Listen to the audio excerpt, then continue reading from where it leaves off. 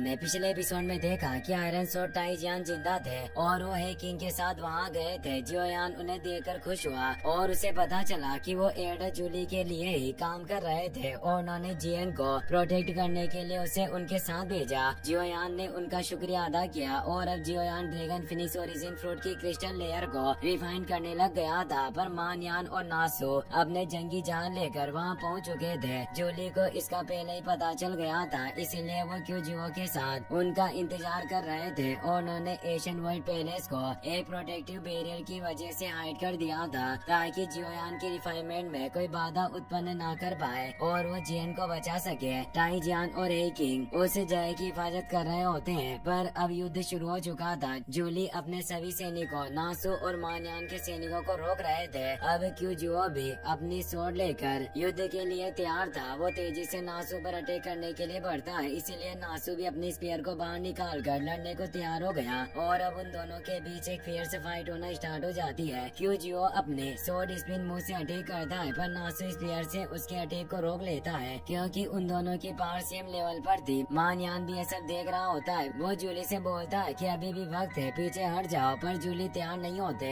वो कहता है कि आज मैं देखना चाहता हूँ कि 3 सालों बाद जब हम फाइट करने वाले हैं तो तुमने कितनी ज्यादा प्रोग्रेस की है। और वो अपने एक पैर को जमीन पर मारकर क्रिस्टल फील्ड को एक्टिवेट करता है, जिससे आसपास जो सभी सैनिक लड़ रहे थे वो फ्रीज होने लगते हैं। जूली भी अपनी क्रिस्टल वर्ल्ड पावर को एक्टिवेट करता है, जिससे मानयान के जो सैनिक उन पर अटैक करने आ रहे थे वो भी रुक जाते हैं और वो दोनों एक दूसरे की तरह पावरफुल अटैक करने पड़े, जिससे वो सभी सैनिक घायल होकर दूर गिर जाते हैं। जूली की पावर भी हाफ फाइट रियल में थी, यानी उन दोनों की कल्टिवेशन लेवल सेम होती है, जिससे वो दोनों ही एक दूसरे को कड़ी टक्कर दे रहे थे और उनके टकराव से तेज एनर्जी फील्ड क्रिएट हुई जो आसपास के सैनिक को दूर फेंक रही थी और ये एनर्जी वे पहाड़ों और समुद्र में तेज लहरें उत्पन्न कर रही होती है। मानयान दूर हो गया था। वो बोलता है कि जूली वास्तव में तुम भी हाफ फाइट लेवल पर पहुंच चुके हो। जूली कहता है कि हमारे ईस्ट ड्रैगन आइलैंड पर आक्रमण करना इतना आसान नहीं है और वो तेजी से उस पर अटैक करने जाते हैं, जिससे उन दोनों के बीच भी गंभीर लड़ाई शुरू हो गई। दोनों एक दूसरे पर पावरफुल अटैक करने लगे। वॉइड क्रैक उत्पन्न हो रहे थे। आसपास के सभी सैनिक काफी डरे हुए होते हैं। मानयान अपनी फिस्ट पावर से अटैक कर जूली को दूर फेंक देता है और वो कई सारे स्टोन को कंट्रोल करके एक जायंट स्टोन बॉल को क्रिएट कर डाली, जिसे वो जूली के ऊपर फेंक देता है। पर जूली अपने टीन स्लैश की मदद से उस बॉल को नष्ट कर देते हैं। वो दोनों अब लड़ते हुए आसमान में चले जाते हैं। क्यूजियो लगातार नासो के सैनिकों को मारते जा रहा था। नासो उस पर पावरफुल वर्ड पावर से अटैक करता है, पर क्यूजियो अपने सोर्ड स्लैश से उस वर्ड को काट डालता है। वो दोनों ही एक दूसरे को मारने की कोशिश कर रहे होते हैं, पर उनके अटैक एक दूसरे को नहीं लग रहे थे। वहीं जियोयान अभी भी उस ड्रैगन ओरिजिन क्रिस्टल लेयर को रिफाइन कर रहा होता है। उसे इस रिफाइनमेंट में 1.5 मंथ से ज्यादा गुजर गया, जिससे वो काफी कमजोरी महसूस कर रहा होता है, पर वो हार नहीं मानता। अब वो उस क्रिटिकल स्टेज पर पहुंच गया था जब ड्रैगन ओरिजिन क्रिस्टल की एनर्जी लगातार जियन की बॉडी में एंटर कर रही थी और अब वो इस प्रोसेस को और ज्यादा फास्ट करने के लिए अपनी अवर्ली फ्लेम को बढ़ा देता है। जियन हल्की हल्की होश में आने लगी थी और ड्रैगन फिनिक्स ओरिजिन फ्रूट की सारी एनर्जी अब जियन के अंदर एब्सो हो गई थी। जियन अब प्रमोट होने वाली थी, इसीलिए जियन का ब्लड लाइन प्रेशर चारों तरफ फैलने लगता है और ये एनर्जी वेव उस फॉर्मेशन के बाहर भी निकल रही थी। हे किंग परेशान हुए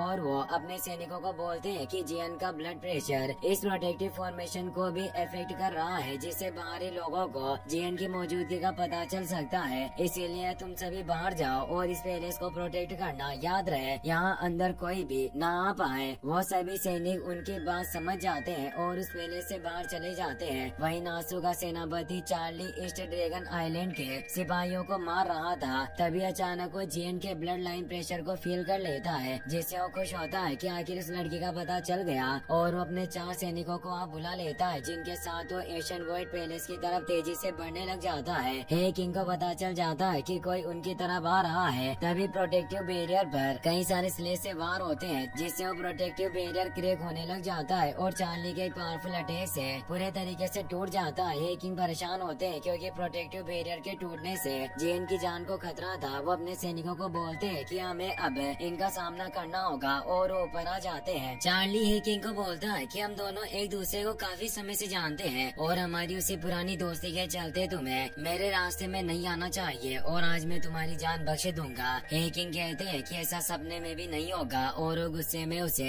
एक पावरफुल किक मारते हैं जिससे नासू दूर हो जाता है। तो नासू ने सभी सैनिकों को उन पर अटैक करने भेजा, पर हे किंग भी अपने साथ पहले से ही सैनिक लेकर आए थे जिससे वो उन सैनिकों को रोकने लग जाते हैं। चार्ली तेजी से हे किंग पर अटैक करने पड़ा, पर हे किंग उससे ज्यादा पावरफुल होते हैं जिससे वो उसे एक किक मारकर दूर कर देते हैं। पर चार्ली का असली मकसद जीएन तक पहुंचकर उसे खत्म करना था, इसीलिए वो आगे से हटकर जीएन की तरफ बढ़ने लग जाते हैं। पर तभी उसके आगे एक वॉइड पोर्टल ओपन होता है जिसमें से हे किंग बाहर आ जाते हैं और उसके मुंह पर एक जोरदार लात मारकर दूर फेंक देते हैं। वो एक फ्लोटिंग आइलैंड से जाकर टकराता है। इसे ऐसा लग रहा था कि ईस्ट आइलैंड उन पर जीत हासिल कर रहा होगा, क्योंकि जूली भी अपने क्लो मुंह से मानयान पर पावरफुल अटैक करके उसे रोके हुए थे, पर दोनों एक दूसरे से जीत नहीं पा रहे होते। मानयान बोलता है कि अपने निरंतर प्रयास करना बंद करो, तुम मुझसे नहीं जीत सकते। आज चाहे कुछ भी हो जाए पर हम ड्रैगन एम्परर की ब्लड लाइन को मिटा कर रहेंगे।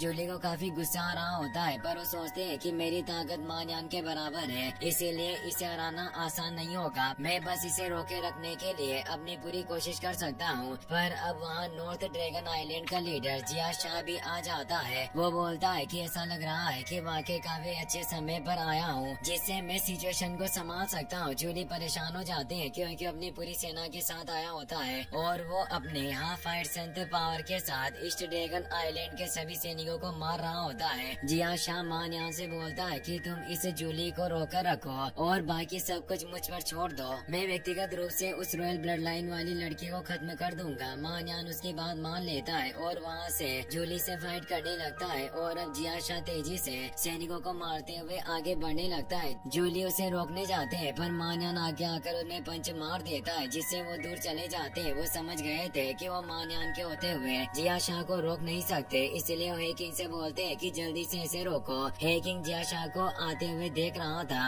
वो हैरान था कि नॉर्थ ड्रैगन आइलैंड भी युद्ध में शामिल हो चुका है। जरूर इन तीनों ड्रैगन क्लैन ने हमारे खिलाफ चाल चली, पर हम इन्हें इनके प्लान में कामयाब होने नहीं दे सकते, चाहे आज मैं मर क्यों न जाऊं। पर तभी पीछे से चार्ली आ जाते हैं जो उस पर अटैक करता हुआ बोलता है कि तुम्हारा अपोनेंट मैं हूँ और अब उन दोनों के बीच फाइट स्टार्ट हो जाती है। जिया शाह ड्रैगन पीछे के बाहर पहुँच चुका था। वो जीएन को देख पा रहा था और कहता है कि ये लड़की एम्परर ब्लड लाइन की आखिरी वंशज है और ये अभी सिर्फ एक बच्ची होने के बावजूद इसका इनबॉर्न ब्लड लाइन प्रेशर पहले से ही इतना ज्यादा हो चुका है कि ये स्थिति को उजागर कर रहा है। अचानक टाईजान वहाँ जाते हैं जो उसकी कई सारी सोर्स से अटैक करते हैं, पर वो एक वाइट पोर्टल के थ्रू उनके अटैक को आसानी से रोक लेता है। टाईजान बोलते हैं कि अगर आज तुम आगे बढ़ना चाहते हो तो तुम्हें मेरी बॉडी से होकर गुजरना होगा। जिया शाह बोलता है कि क्या तुम अपनी पावर को नहीं जानते जो मेरे हाथों मरना चाहते हो, और वो उस पर तेज प्रेशर डालने लगता है। पर टाईजान अपनी पूरी पावर से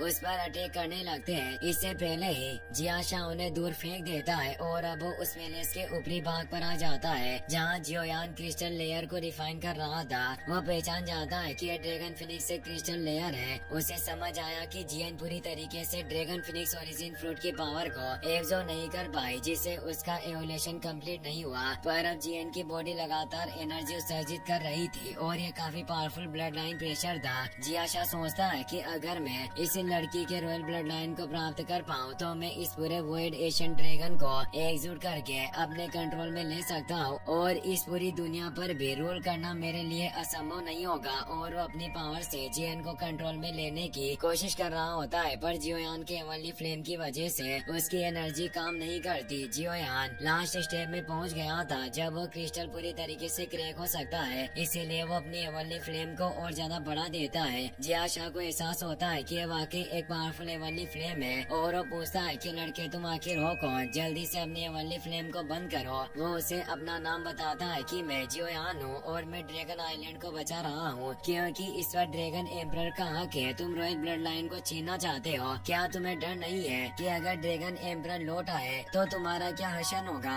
जिया शाह बोलता है कि ड्रैगन एम्परर काफी सालों पहले ही गायब हो गए थे, वैसे भी तुम एक बाहरी व्यक्ति होते हुए हमारे एशियन वर्ल्ड ड्रैगन क्लैन के मामले में क्यों पढ़ रहे हो। अब मेरे पास ज्यादा वक्त नहीं बचा है। और वो जीएन पर अटैक करता है, पर ये सिर्फ एक क्लोन था और जियोयान ऊपर मौजूद था। वो बस उसे विलंबित कर रहा था क्योंकि अब वो उस स्थिति में पहुंच गया था जब जीएन ट्रांसफॉर्म हो सकती थी। जिया शाह को काफी काफी गुस्सा आता है कि ये लड़का मेरे साथ ट्रिक खेलने की कोशिश कर रहा है और उस पर अपना क्लू अटैक करने के लिए आगे बढ़ता है। किंग ये देखकर डर जाते हैं और उसे बचाने के लिए बढ़ते हैं, पर चार्ली उन्हें रोक देते हैं। जियाशा कह रहा था कि लड़के आज तुम्हारा अंत मेरे हाथों होगा, पर उसका क्लो जियोयान को छूता उससे पहले ही जियन की बॉडी से तेज गोल्डन एनर्जी उत्सर्जित होने लगती है, जो इतनी ज्यादा होती है कि वो उस क्लो को नष्ट कर देती है। और अब वो एवोल हो रही थी, जिससे पूरा आसमान सुनहरा हो गया था और एशियन व्हाइट ड्रैगन नजर आता है। पूरा ड्रैगन आइलैंड जियन की एनर्जी से चमक उठा और अब जियन अपने ओरिजिनल फॉर्म में लौट आई थी और उसकी पावर काफी बढ़ गई थी। उसे पता होता है कि जियाशा जियोयान को मारना चाहता था, इसीलिए वो उस पर अटैक करने लगती है। वो उससे बचने की कोशिश करता है पर बच नहीं पाता, क्योंकि रॉयल ब्लड लाइन की पावर होने से काफी असीम थी